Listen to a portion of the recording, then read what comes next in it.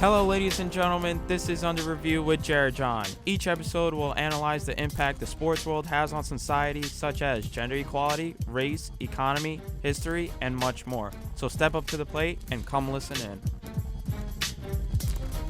Season 2 of Under Review with Jared John. We're doing things differently because of all the quarantine stuff, so we're on Zoom. Thank God for Zoom. And, I got a good buddy of mine today. But before we get into that, I like to, just kind of do something new with good videos and stuff to see. On the Today Show, Hoda, she was interviewing Drew Brees, and Drew Brees just donated $5 million for to help the COVID-19, and his generosity. She said a great quote, but you could also see the emotion that went on her face because of everything going on. It's so great to, see those stars, do something great with, all the money that they have, and, their good resources. And another one is the Lakers playing football. The season is canceled and stuff, but it's so great to see, these adults kind of act like kids at the end of the day, wishing that they were playing football. So I'll put those videos somewhere in the links. But today I got a great guy, Jack Barteck. He's a sophomore. I don't know if you see him, but if you're in New Jersey, he's on the billboard for Montclair State. He does play-by-play for 90.3 WMSC radio, and he also does play-by-play for the Red Hawk Network. Jack, how you doing? I'm doing well. You always give me these intros with so much hype. It's a tough act to follow after you introduce me. Now I got to meet these standards that you're setting for me. You make my job harder, Jared. Oh man, I don't mean to, but speaking of us, we last thing we ever did. I'm a senior at Montclair State. I'm graduating, but the last thing I ever did in terms of school, we went to the NCAA, Division III women's basketball game. Just talk about that experience and what that meant, and we'll kind of Yeah, transition that to going around. I got the shirt on right now, Oh, there we go. representing. But it's upsetting in a way because I was really excited for baseball season and to get out there with you one more time for sure, because I know we have a bunch of great memories these last 2 years, and you've been one of my favorite people to work with. So the fact that our last game was so unexpected, I wish that I would have known so I could have, almost soaked it up more. But you know, I'm happy that our last memory broadcasting together was such an exciting thing, and a memory I'll honestly never forget the rest of my life. I mean, that trip down there, first of all, putting it together was the hardest thing I've ever done in my life. I thought that I would just say I wanted to go down there, and then some administrator would take over, set everything up, and we just go and call the game. No. Not at all how it worked. Because from day one, you were in there with me. You were on it. Yeah, You wanted to do the I, game. I I was there for emotional support. Yeah, it was I me. saw what you were going through. Yeah, it was me and you. So you saw me after I met with the sports information director, after I met with the professor who went down with us, and just putting this all together, it was the craziest experience. I've never done anything like it. And the fact that it came together is impressive enough in and of itself, because it was just we were throwing anything at the wall and seeing what stuck. Yeah. Somehow we come up with this crew of 6 people, I think it was, to go down there. We took a van down there to Virginia, Marymount University, which the ride down there was an experience like I've never had. I mean, Our professor forgot her wallet 15 minutes in. the It kid who was. was with us tried to pay the toll with a $2 bill. Just whipped out a $2 bill and tried to pay with it at the toll like it was nothing. Oh But my god. just the funniest memories. And then we get down there, and obviously the result of the game isn't what you would have wanted. It was a tough loss. But to have not only that season that they had, where they started out a little bit slow and then went on a huge winning streak, had a crazy NJAC championship down at Rowan, and then Yeah. ended up still making the tournament at large. It was an awesome season, and to have it culminate with such a fun experience, even though it wasn't the outcome you wanted, it was a great time and definitely an experience I'll never forget. Speaking of that trip, definitely one of the top experiences I'll ever hold dear to my heart in terms of, my college career and, just being with you, and that was great. But shift on real quick to, there were more games going on, and the whole tournament, and then next thing you know, everything gets canceled. I mean, can you just, we want to be sports broadcasters, like we want to be sports writers, and that's what our field is. It's hard to do that without sports going on. Can you just talk about when, you saw the news happen on your phone, like, oh, like the NCAA is canceled and, NBA and other leagues are canceled? Well, I will never in my life forget where I was when it happened. I was supposed to be at the Big East tournament that night. I had tickets to the first round of games, Oh, and I ended up talking with my parents about it. And that was when it first started to get bad, when the virus first started to really hit and people started to realize what was going on.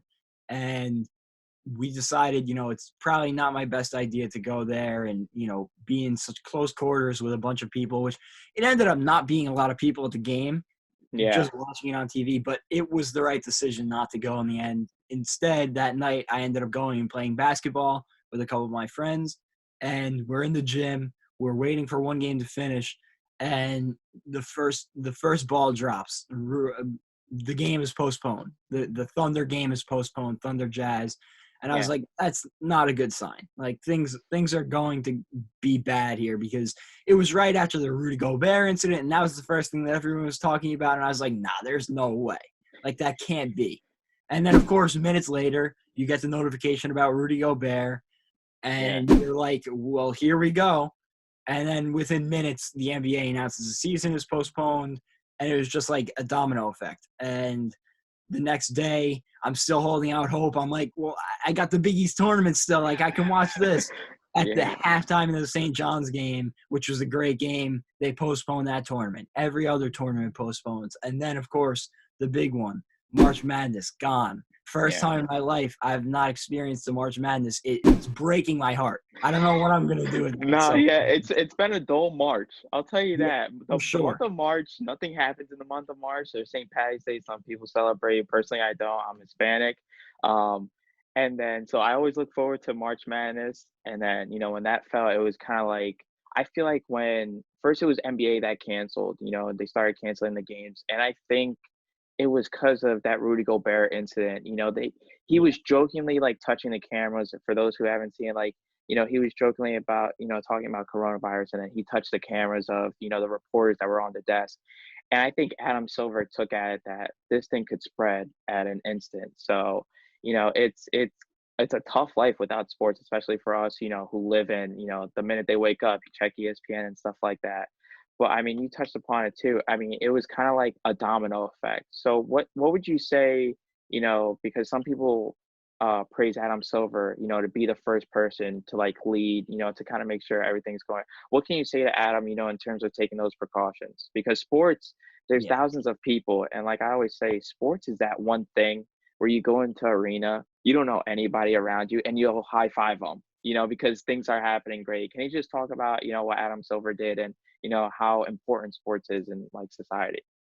I mean, I think I speak for everybody when I say we're all very disappointed that all of the entire sports world has just come to a screaming halt.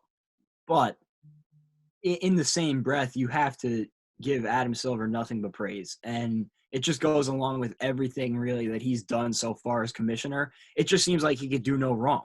Everything he's encountered, it seems like it's going to be this huge issue, and he somehow handles it perfectly. Yeah, Like that situation with China in the offseason, which, not going to get too far into that, but it was a big deal for a couple of weeks. And people were talking about how it was going to affect the regular season. And then by the time the NBA came back, you didn't even really hear about it. So yeah, I think that this is just another step for Adam Silver where he just handles something perfectly with moves that people might not want to make or people might not want to see, but they're the right moves. You look at the All-Star game as another example with, yeah, the, perfect. the tribute for Kobe Bryant. And obviously everybody wanted to memorialize Kobe at that game, but I heard a lot of people who didn't like the idea at first. And I get it. It's not the traditional basketball way with no timed quarters and playing to a set score. And then it happened and people loved it.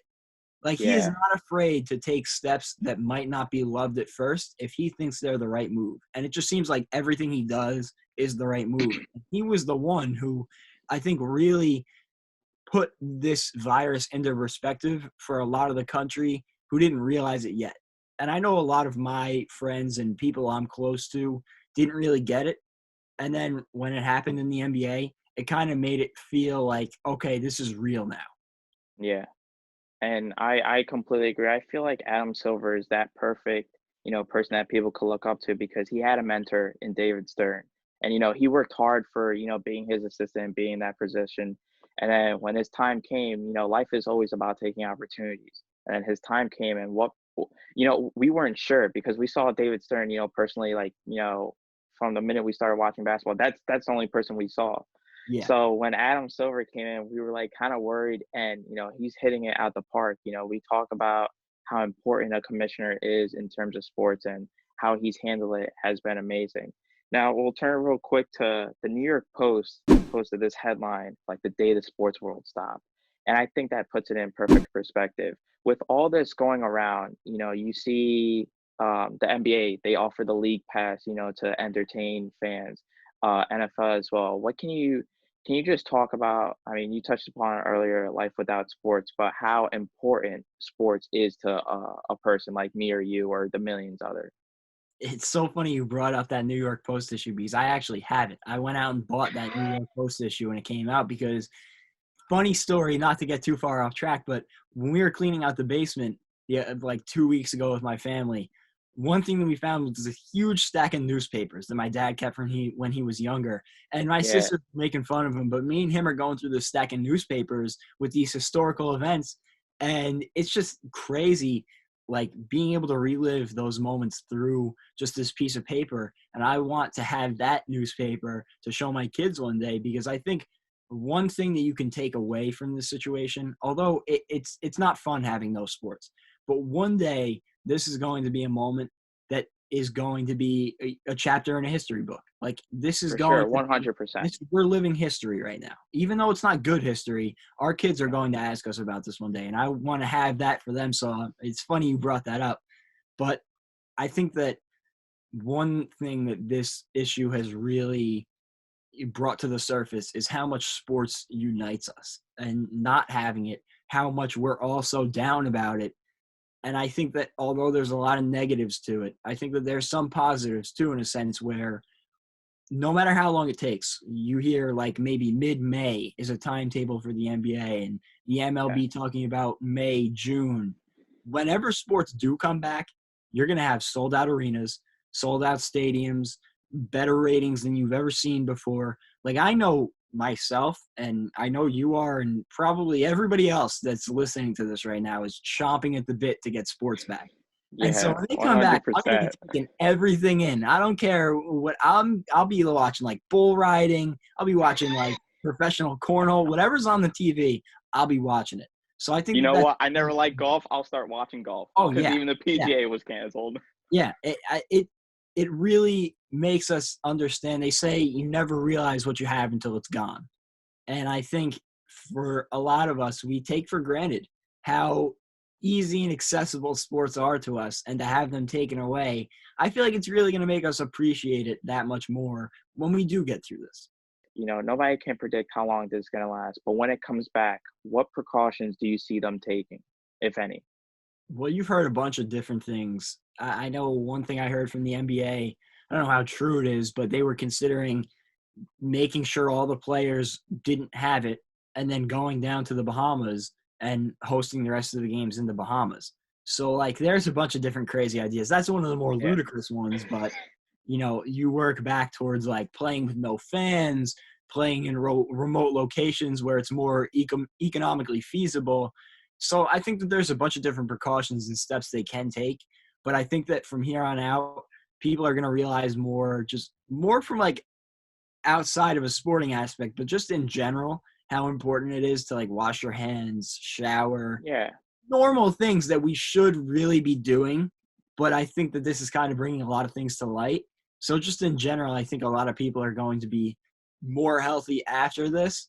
And I think that that's going to help everything in general. And then for the leagues coming back, I think they're going to be very careful about coming back, because if they do come back too soon and then there's one case and 15 more people from the stadium get infected, and it's a whole big issue, and you open a whole new can of worms. So they're going to be very cautious about coming back. And I know the MLB released a list last night of things that need to happen before they'll come back. I think it was the travel ban is lifted, like all quarantines are lifted, and there's yeah. no bans on mass gatherings or something like that. And I Yeah. think that's smart. You want to be fully comfortable in the fact that you're hosting thousands of people in one small building before you do it. One thing, the Ballmer, Steve and Connie Ballmer, they donated over 25 million toward COVID-19, and MLB and Fanatics partnered to use jersey fabric to produce masks and hospital gowns. So you kind of see the world coming together and contribute stars and stuff like that. Now, I don't know if you heard, but Doris Burke is the latest, star to receive COVID-19. There's multiple cases. There's over 100,000 cases. But when you see, people that you look up to and stuff like that, it kind of takes like an effect on you. You saw Marcus Smart and Donovan Mitchell. Luckily, everybody's okay. So we'll see the precautions that they take. I asked my buddy Matt, because we talked about UFC and how they're going to prolong with the event on April 18th. How do you feel about that? And do you feel like that's the right take? I think it's crazy. I think if I was running the UFC, there's no way it would be happening. But that kind of embodies the UFC, like what it is. It's Yeah. this tough guy, like willing to face anything head on type attitude. Do I think it's the right idea? Probably not.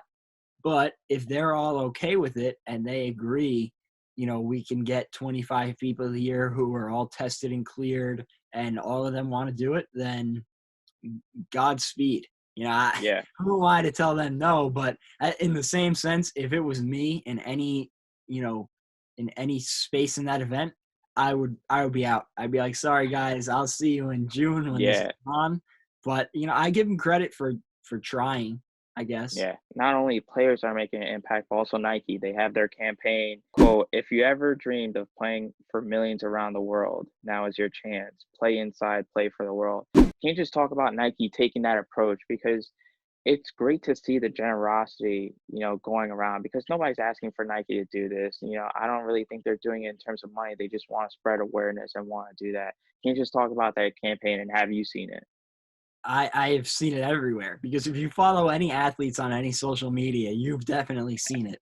And I think that it's a really smart, clever way to get this very important message out. And it's like I said, clever, because you have all these people who it's kind of like a ladder. And as you move down the ladder, more and more people will take this quarantine. We started out at the top of the ladder where, first it was recommended that everybody should stay inside. And reasonable people did. However, Yeah. a lot of people took that and said, oh, if it was really serious, they'd force me to stay inside. So we still had a bunch of people outside. And then it moved to a real enforced quarantine. And still, there's people who said, oh, we're allowed to go out and walk around, so that must mean it's not that big of a deal. So you drive around my town, and there's more people than I've ever seen out and about walking, running, whatever. It's absurd. Yeah. But Yeah. now Nike takes this step where people might see their favorite athlete post this, and it might hit home for them in a different way than just hearing some government figure say it. As weird as that might sound, but a lot of people will see somebody they like post something and relate to it more and feel that deeper. So now they see LeBron James is saying they should stay home. Oh, well, then maybe I should really consider that. And Yeah. for them to Yeah. put that message out there, the more that message can be put out there, the better. Because the more people that stay inside, the less the virus spreads, and the quicker it ends and the quicker we get back to sports, which is, I know, the end goal for me and you and everybody else in the sports Yeah. world. So the more that message can be put out there, the better. So I think that it's awesome what Nike's done. Now, Jack is a Mets fan. I'm sorry for you, but he is a Met fan. So when the season comes back, you gonna get a ticket right away? Oh, yeah. I'll be there first week that they're back. I'm going to a game because I was pumped for this year. I mean, they got Yeah. a really nice squad, a lot of nice youth guys. I mean, Bringing back spoken like a true Met fan. Come Hey, on. look at the second half of the season last year. The Mets were one of the best teams in baseball, and they brought back pretty much the whole team. Of course, now this Syndergaard injury is not great, and it obviously hurts us. But the good thing is we brought in this offseason Michael Wacha and your boy Rick Porcello. That's So true. we still had that rotational depth. So we should be all right. And pitching was never our problem. So we Yeah. could afford to lose one of those pitchers as long as it's not DeGrom, because if we lose DeGrom, it's over. He's I a quit. stud. He's a Yeah, stud. Oh, he's you the best quit? pitcher in baseball. He's the best pitcher in baseball. If we lose DeGrom, I quit. I'll tell but you what. I'll tell you what. I'm excited for this team. I'll tell you what. I just lost Tom Brady, but I think I'm okay. He But was towards that tail end of the career where, he's done everything he can for you. What more could you ask for out of the guy? listen, my sweatshirt literally says championship, parade, repeat, Boston. He's done enough for me. He's done enough for me. I'm excited to see him in Tampa Bay. We'll change the Me too. scenery, and I think it's a good opportunity for him to kind of almost add to his resume, which is something you haven't It's a heard a new lot chapter. of talk about. Yeah, It's a because a new lot of chapter. people have said he can only lose in Tampa Bay. Like, there's nothing he can do except hurt his resume in Tampa Bay. I think it's on the contrary. I think he's made his body of work that makes him one of the greatest quarterbacks of all time. And now he's going down to Tampa Bay where he's away from Bill Belichick, away from that Yeah. Patriots system, where he can prove that he is more than just that system quarterback that some people label him as. My mom always tells me, don't be afraid to take a chance.